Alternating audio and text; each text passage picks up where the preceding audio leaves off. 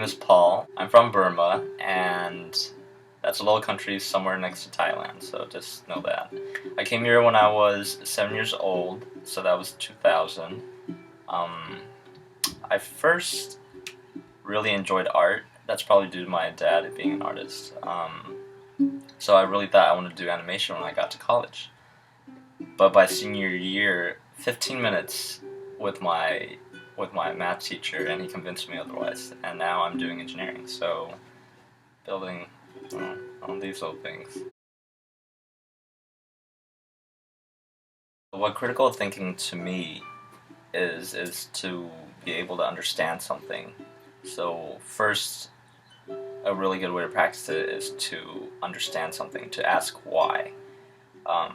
Example of this would be, you're going through homework, you're going to do some math homework, and there are certain equations that you're looking at. Rather than just plug and chugging the equations into finding the answer, what you can do is ask why the equations are derived from, wherever it is. So usually your professors will be able to go through the lecture of why things are the way they are, especially in our calc classes, they do that. But once you understand why things are the way they are, you'll be able to better solve different multiple forms of that, one structure. So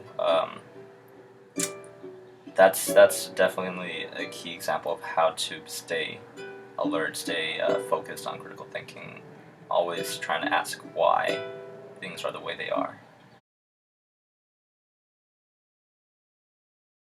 How you started. I, for one, went through a little phase in middle school where, everyone starts asking questions about why things are the way they are. And so I guess that's where I started. I started asking questions about myself, self-worth, all that stuff.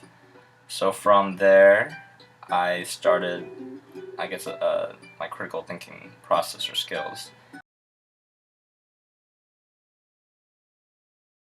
How was that related to school? Well, I am doing biomedical and electrical engineering, so that's a lot of critical thinking. A way that I apply it is through trial and error.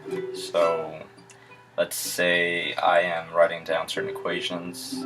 What you're going to have to do is write the equations down and actually turn them into certain projects like these, where I have to turn a little light on through a certain equation.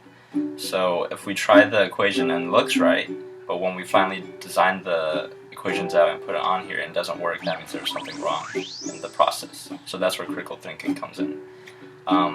It can also obviously be applied to paintings.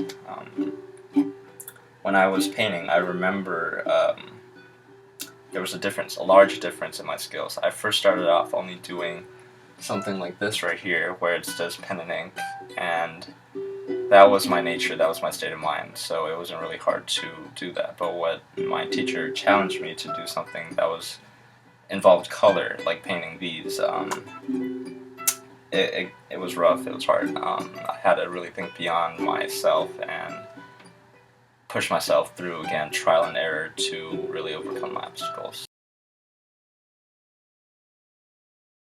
Never just take things to be as what they are. Always question why things exist the way they do, even in society.